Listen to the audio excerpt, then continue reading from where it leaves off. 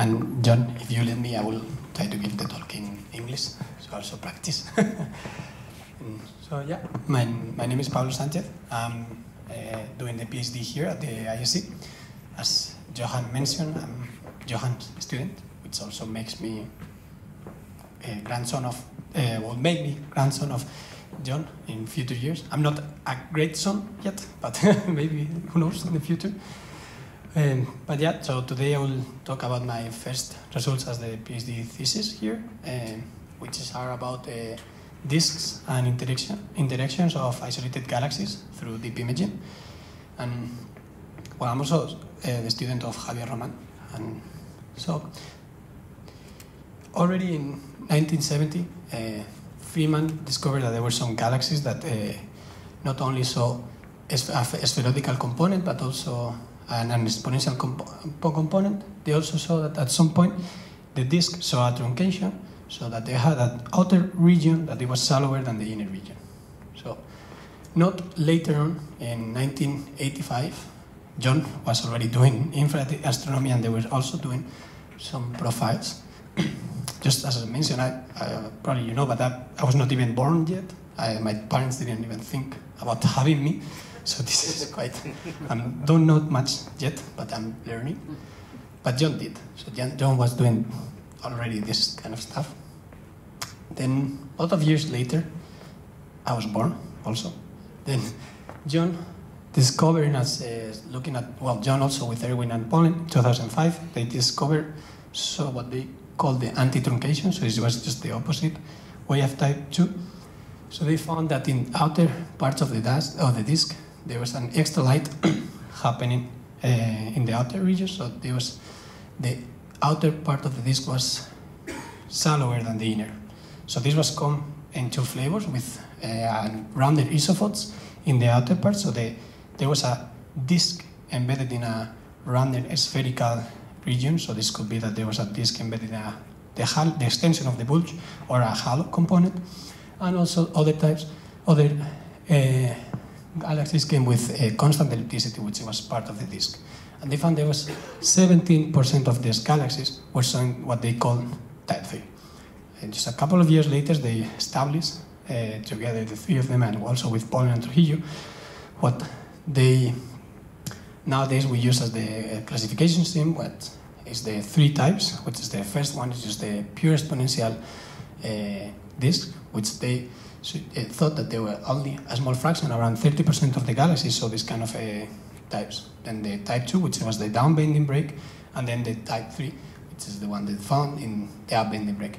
Then they again subclassified the type 2, whether if the type was happening inside the bar radius, if the galaxy saw any kind of bar, it was called type 2 inner, and if it was happening outside, it was called type 2 outer.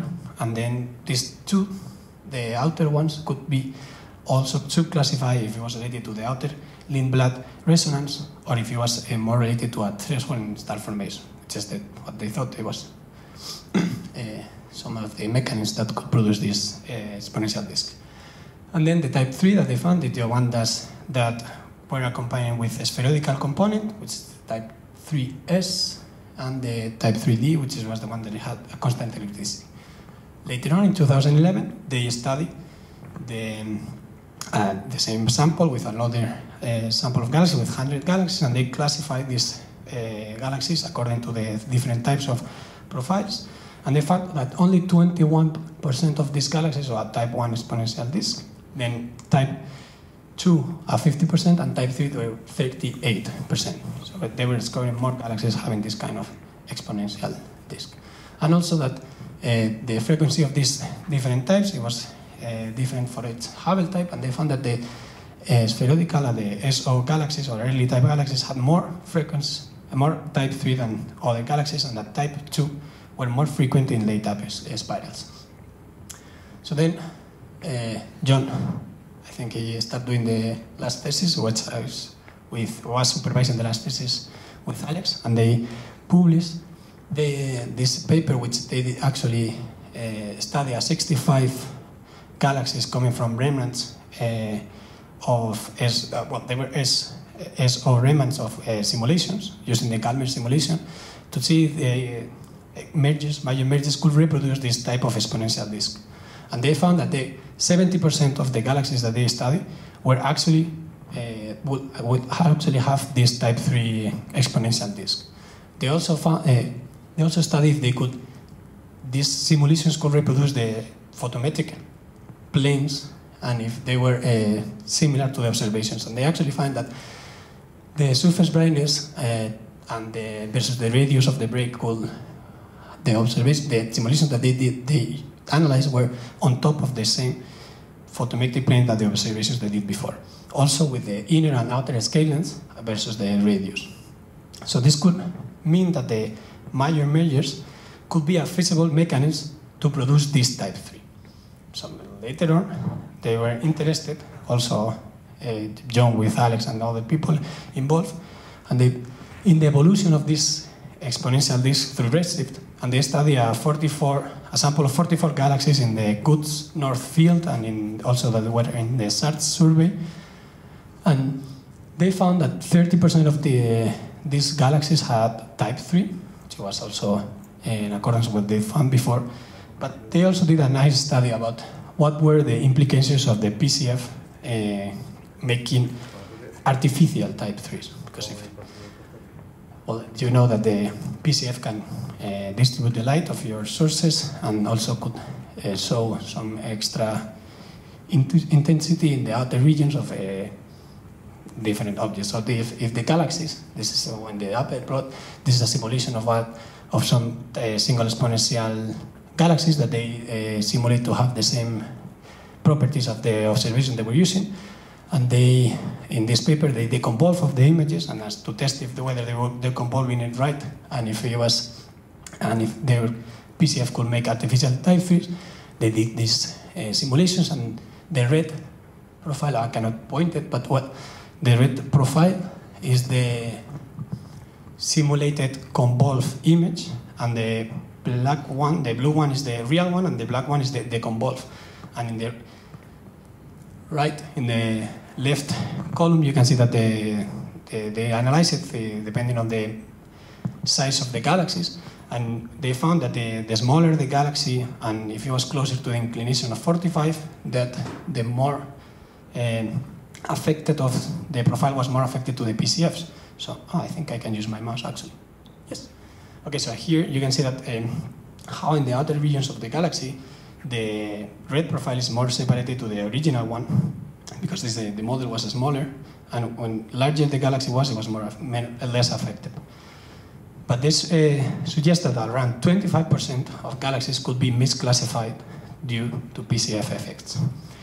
But well, they unconvolved, so they didn't have this problem, and they also studied whether if it was a different evolution in these types of exponential, and they found that they had similar rest frame colors as the local ones that they already studied, and that this could be also a sign of that the probably mechanisms that produce this type could be due to dynamical process more than to stellar evolution populations, that they're more related to type 2. So this is other results in the last years, and which they started to study whether if there was a relation with there was an influence about the environment in the frequency of types. So just as okay, I cannot see my mouse now, but yeah. Okay. Anyway, and then in the right panel, in the top ones, you can see that this is a study from Lane et al. In 2014, that they could relate the break radius with different features of the galaxy, such as bars, rings, or different morphology, and that the relation was quite tight, so they could relate this formation of type 2 with some morphological and some dynamical processes of in the galaxy, and that they also could reproduce. They found some similar trends in type 3, but they also found that the type 3 galaxies could be more related to the environmental influence more than the features in galaxies. And then Pranger et al. In 2017, they actually studied a different sample of galaxies that they made a cluster sample, which was galaxies that lived in higher density, and then field galaxies that they were in lower density, and they found the frequency of different profiles, and that they found that the field galaxies had lower frequency of type 1s. Galaxies had higher frequency of type 1s with a lower frequency of type 2s, and in clusters they found that they had lower type 1s and higher type 2s, and with similar type 3, which you can see in the table here, similar type 3 frequencies. Also, they found that the galaxies were redder in the clusters, and they were more compact, and all the type 3s that they found, even though the frequency was the same, were closer to the cluster center than the other types, which is also again suggesting this could be related to some could be produced by mergers. And this is also one of the latest results by Watkins et al. In 2019, in which they also study and classify, even having more subclassifies in the different types.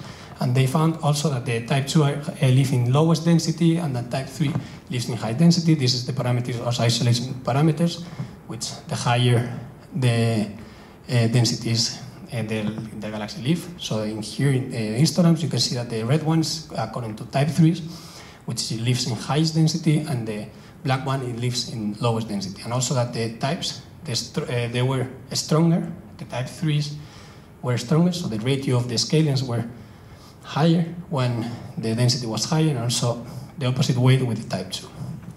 So why I'm talking about type 3s and all of this kind of stuff? Well, this is what my thesis is about, and this is what is the last paper of John has participated in by the date. So you talk about all of the first papers and all of different papers across all 60 years of John's in astrophysics, but I'm talking on the last one. Maybe not in 2 months, but today is the last one. So we were thinking about what happened in isolated galaxies. So we wanted to study if the frequency of galaxies, the frequency of types in isolated galaxies was different than in the other studies, and if the environment has some influence. So for that we used the AMIGA project, which is the analysis of the interstellar median of isolated galaxies. They studied, or they revised the SIG catalog from Karanchesva in 1973 using the DR9 photometric and spectroscopy. So they basically compute again the tidal strength and the local number density with all the new information of the Sloan, and they saw that this is 2 plus of the results from the latest one, and that the lower the values they get, the more isolated the galaxy size. So in this plot here in the left one, you can see that this is the galaxies according to the neighbors. So the ones that has lower values have lower neighbors, zero neighbors, and in the higher the values have more neighbors. And this is some catalogs from different there's some points from different catalogs, from isolated galaxies, pairs, triplets, and also from the ACO, the ones that are interacting. So you can also say that the lower the values, the isolated is the parameter. So we thought this could be a good sample to try to extract some isolated galaxies. So then we did a threshold in the parameters, and we select 26 galaxies, and we did deep observations of these 26 galaxies, which were from the northern and the southern hemisphere. And we did a big campaign of different observations, and we used different telescopes, the 0.7 meters James Rich telescope, which is amateur professional telescope, the VST and the INT, and also we add some archival data from the hypersuprime camp, which had the similar properties as our target of properties of our observations. So we did more than over 100 hours of exposure time and over a 50-degree square of field of view, and we did a extremely good really good processing to keep the low surface brightness, and we find that our data, this is at 6 hours at the INT using the air band, and that we find that our data has 3 magnitudes deeper than the Sloan, and also 2 magnitudes deeper than the legacy survey. And the good thing that we can see is that we now can explore the outskirts of the isolated galaxies. That we find some of the results is that you could see some tidal streams even though in really isolated galaxies. So then we well, this is all the galaxies that we did, so more or less the depths of all of the images are around the same, which are the ones that we expect to have after the 10-year legacy of the LSST, and also we have a pretty big field of view because we want to also explore the regions of around the galaxies. And this is some other object that you can find in the fields that you can see that increasing. We were having careful in trying to preserve the low surface brightness of the images, and this is just a tidal stream of a redshift galaxy, and also that was not visible in the SLOAN, and low surface brightness galaxy that was not also visible in the legacy survey. So then we classify the different profiles according to the sim that John also participated in building, so the type 1, which is the exponential ones, and type 2 up to 3, and basically what we did is just we create masks for all of the galaxies, we feed the isophotos to the galaxy, try to fit in for its radial beam the positional angle and the ellipticity, and we create 3 different profiles in order to see whether the different methods will reproduce the same profiles. So one that we were fitting positional angle and ellipticity, which is the red one that it was fixed, but also with elliptical apertures. The positional angle and the ellipticity was fixed, the green one, and one with rectangular apertures across the major axis, which is the blue one. We saw that the 3 profiles will make we got similar results, although some ones in galaxies that had prominent structures such as bar, there was a small difference because the ones that they were fit were actually following the bar, but we got profiles up to 30 magnitudes or 32 depending on which galaxy. And then since we did deep observations, we could classify according if we found any kind of perturbation in the galaxies. So we also classified each of the galaxies. If we find some overdensities in the outskirts of the galaxies, we classify as halo perturb, so there was some perturbation in the halo. If they saw tidal streams, we classify as tidal streams, and since we're going so deep, we found that even though that we're in high latitudes, we found a lot of galactic zeros, all the counterparts of the optical of galactic zeros, so for those galaxies we could not observe the different, if they were perturbed, the outskirts of the galaxies were showing any perturbed signatures, and also for if they were not showing anything, we classify as unperturbed. And also, all of the galaxies were classified for the different types. So, what we find in terms of frequency, we find that 9 galaxies of this sample have type 1 profiles, 14 galaxies have type 2, and only 2 galaxies have type 3. Which this is a very different result that from Pranget et al., which they study in the cluster and field environment, and that we find a higher fraction of type 1 in isolated galaxies, and which also comes into with lower fractions of type 3.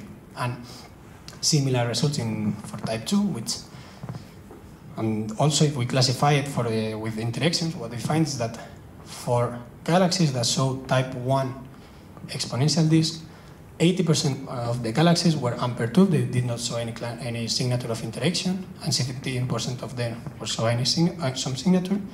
We classify as perturbed the ones that there was tidal streams and halo perturbed. Type 2 have more or less half of the galaxies showing some kind of perturbation and some of the galaxies showing none. And for the 2 galaxies that we found that were having a type 3, we found that all of them had a very bright halo, which we thought that it might be related to the presence of a recent past major merger. So this is the first result of my thesis, and I just want to finish saying thank you, John, for participating in this, and Johan for letting me do the thesis with you, and I'm very grateful to being able to present your latest work and to see all the nice words all the people have been saying to you, and that I will be also grateful to have more and more studies with you and learn from you. Thank you very much all.